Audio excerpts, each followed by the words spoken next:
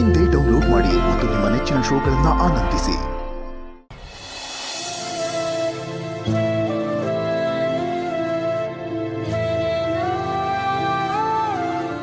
ಚಂದನ ಅವರೇ, ಈ ಸೀರೆ ಎಷ್ಟು ಚೆನ್ನಾಗಿದೆ ಅಲ್ವಾ? ಅತ್ತೆಗೆ ಈ ಕಲರ್ ಅಂದರೆ ತುಂಬ ಇಷ್ಟ.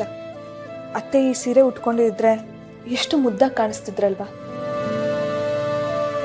ಹೌದು, ಆದರೆ ಅಮ್ಮಂಗೆ ಸ್ವಂತ ಅಣ್ಣನೋ ತಮ್ಮನೋ ಇದ್ದಿದ್ರೆ ಅವ್ರು ಈ ಸೀರೆ ಕೊಡಬೇಕಿತ್ತು. ನನಗೆ ಸೋದರ ಮಾವ ಅಂತಿದ್ದಿದ್ರೆ ಬಟ್ಟೆ ಕೊಡಬೇಕಿತ್ತು. ಇದನ್ನೆಲ್ಲ ನಿಂತ್ಕೊಂಡು ಅವರೇ ಮಾಡಬೇಕಿತ್ತು. ಆದರೆ ಏನು ಮಾಡೋದು, ನನಗೆ ನಿಮ್ಮಪ್ಪ ಅಮ್ಮನೂ ಇಲ್ಲ, ಹೇಳ್ಕೊಳಕ್ಕೆ ಸೋದರ ಮಾವ ಅನ್ನೋರು ಯಾರೂ ಇಲ್ಲ. ವಿಶ್ವ, ನಿನಗೆ ಸೋದರತ್ತೆ.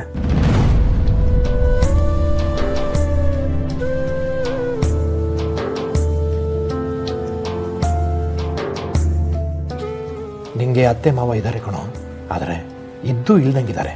ನಿನ್ನ ಬಾಯಲ್ಲಿ ಅವರನ್ನು ಅತ್ತೆ ಮಾವ ಅಂತ ಕರೆಸ್ಕೊಳ್ಳೋ ಅದೃಷ್ಟ ಅವ್ರಿಗಿಲ್ಲ. ಇದನ್ನು ನಾನು ಯಾರಿಗೂ ಹೇಳೋ ಹಾಗೂ ಇಲ್ಲ. ನಮಗೆಲ್ಲ ಸೋದರ ಮಾವ ಇದ್ದಿದ್ರೆ ತುಂಬ ಚೆನ್ನಾಗಿರ್ತಿತ್ತು. ಎಲ್ಲರ ಜೊತೆಲಿದ್ರೇ ಅಲ್ವಾ ಕುಟುಂಬ ಅನ್ಸ್ಕೊಡೋದು, ತುಂಬಿದ ಮನೆ ಅನ್ಸೋದು. ವಿಶ್ವ, ಹಾಗೆಲ್ಲ ಮಾತಾಡಬೇಡ.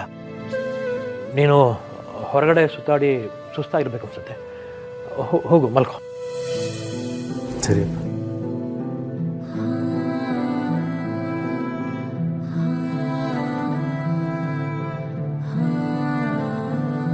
ತನೋರೆ, ನಿಮಗೆ ಕುಡಿಯೋದಕ್ಕೆ ಏನಾದರೂ ತರ್ತೀನಿ.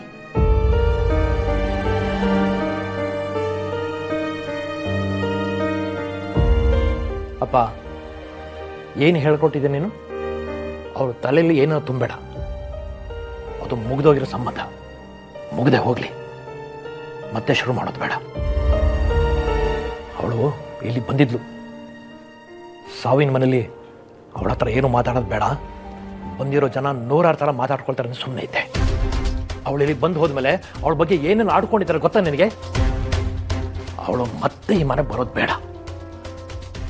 ಮಕ್ಕಳ ಮನಸ್ಸಲ್ಲಿ ಏನೇನೋ ಭರವಸೆ ತುಂಬಬೇಡ ನೀನು. ಅಲ್ಲ ಕಣು, ಸೋದರ ಸಂಬಂಧನ ಮುಚ್ಚಿಟ್ಬಿಟ್ಟು ಮಕ್ಕಳನ್ನ ಬೆಳೆಸ್ಬೇಕೇನೋ, ಅವ್ರಿಗೂ ಆ ಸಂಬಂಧಗಳೆಲ್ಲ ಗೊತ್ತಾಗಬೇಕಲ್ವ? ಅಪ್ಪ, ನಾನು ಹೇಳ್ದಲ್ವಾ ಅವಳ ಬಗ್ಗೆ ಮತ್ತೆ ಮಾತಾಡೋದು ಬೇಡ ಅಂತ ಅಷ್ಟೇ.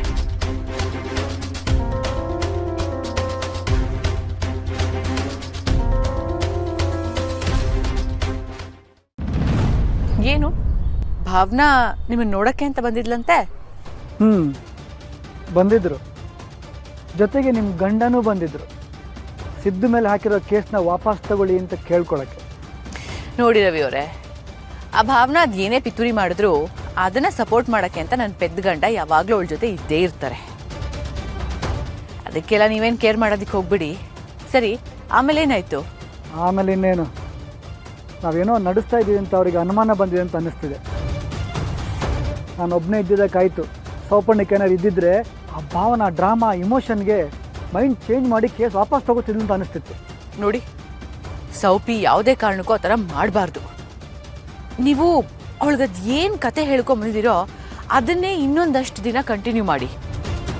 ಅವಳನ್ನ ಎಮೋಷ್ನಲಿ ಹೋಲ್ಡ್ ಮಾಡಿಟ್ಕೊಳ್ಳಿ. ಕನಸಲ್ಲಿ ಪದೇ ಪದೇ ಅವ್ರು ಬರ್ತಾ ಇದ್ರು ಅಂತ ಅವಳಿಗೆ ಪದೇ ಪದೇ ನೀವು ಹೇಳ್ತಾ ಇರಿ. ಅದನ್ನು ಕೇಳಿ ಕೇಳಿ ಅವಳಿಗೆ ಸಿದ್ದು ಮೇಲೆ ಇನ್ನೂ ಕೋಪ ಬರಬೇಕು, ದ್ವೇಷ ಬರಬೇಕು. ಯಾವುದೇ ಕಾರಣಕ್ಕೂ ಕೇಸ್ನ ವಾಪಸ್ ತಗೋಬೇಕು ಅನ್ನೋಂಥ ಥಾಟ್ ಪ್ರೊಸೆಸ್ಸೇ ಅವಳ ಮೈಂಡಲ್ಲಿ ಬರಬಾರ್ದು. ಅವನು ಅಲ್ಲೇ ಇದ್ದು ಕೊಳೆಯೋ ಹಾಗಾಗಬೇಕು. ಸರಿ ನಿಲುವರೆ, ನಿಮಗೆ ಆ ಸಿದ್ದು ಮೇಲೆ ಇಷ್ಟೊಂದು ದ್ವೇಷ ಯಾಕೆ? ನೋಡಿ ರವಿಶಂಕರ್, ಈ ಕೇಸಲ್ಲಿ ನಿಮ್ಗೆ ಏನೇನು ಸಾಕ್ಷಿಗಳು ಬೇಕೋ ಅಥವಾ ನಿಮ್ಗೆ ಏನೇ ಸಪೋರ್ಟ್ ಬೇಕೋ ನಾನು ಮಾಡಿದ್ದೀನಿ ಅಲ್ವಾ? ಅಂದಮೇಲೆ ಈಗ ನನಗೇನು ಬೇಕೋ ಅದನ್ನು ನೀವು ಮಾಡಬೇಕು. ಅದು ಬಿಟ್ಟು ಈ ಥರ ಯಾಕೆ ಏನು ಅಂತೆಲ್ಲ ಪ್ರಶ್ನೆ ಮಾಡಬಾರ್ದು. ಆ ಅರ್ಹತೆ ನಿಮಗಿಲ್ಲ. ಓಕೆ, ಈ ಕೇಸ್ ಬಗ್ಗೆ ನೀಲು ಯಾಕೆ ಇಷ್ಟೊಂದು ಇಂಟ್ರೆಸ್ಟ್ ತಗೋತಿದ್ದಾಳೆ? ಅಷ್ಟೊಂದು ಏನು ದ್ವೇಷ ಸಿದ್ದು ಮೇಲೆ?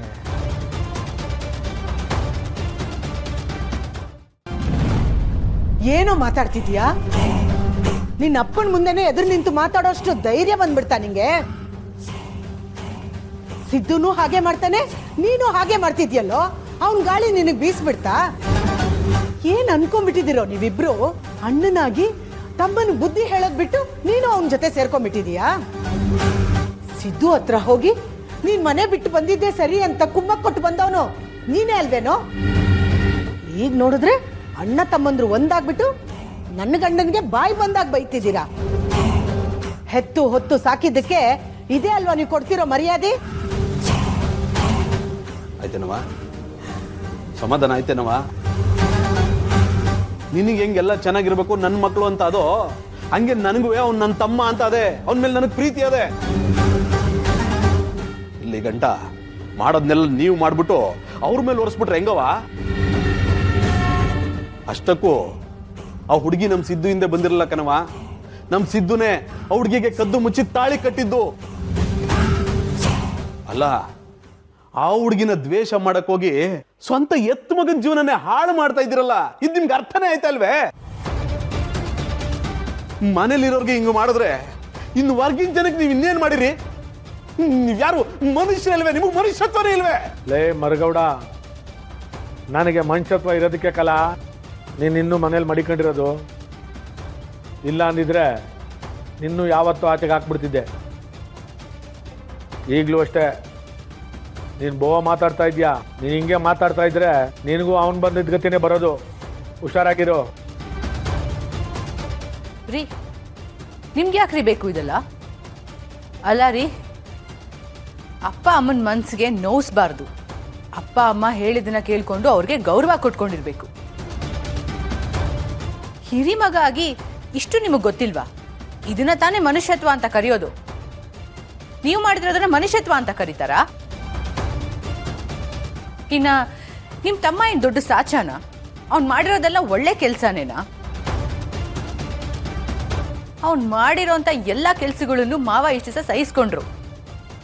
ಗೊತ್ತಿಲ್ಲದೆ ಯಾರ್ಯಾರನ್ನೋ ಮದುವೆ ಮಾಡ್ಕೊಂಡ, ಆಕ್ಸಿಡೆಂಟ್ ಮಾಡ್ದ, ಇಷ್ಟೆಲ್ಲ ಮಾಡಿದ್ರು ಮಾವ ಅವನನ್ನ ಕ್ಷಮಿಸ್ಕೊಂಡು ಎಲ್ಲ ನೋವನ್ನು ತಾವೇ ತಿಂದ್ಕೊಂಡು ಅವನನ್ನ ಕಾಪಾಡ್ಕೊಂಡು ಬಂದ್ರು.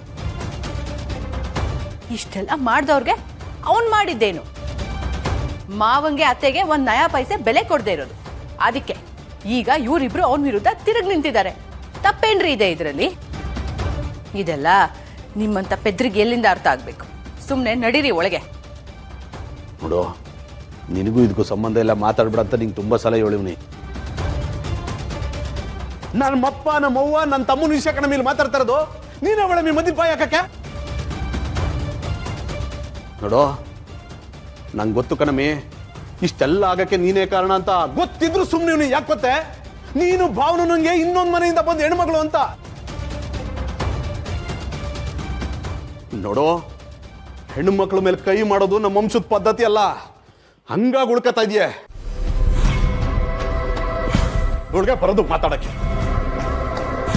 ಲಕ್ಷ್ಮೀ ನಿವಾಸ ಲಕ್ಷ್ಮೀ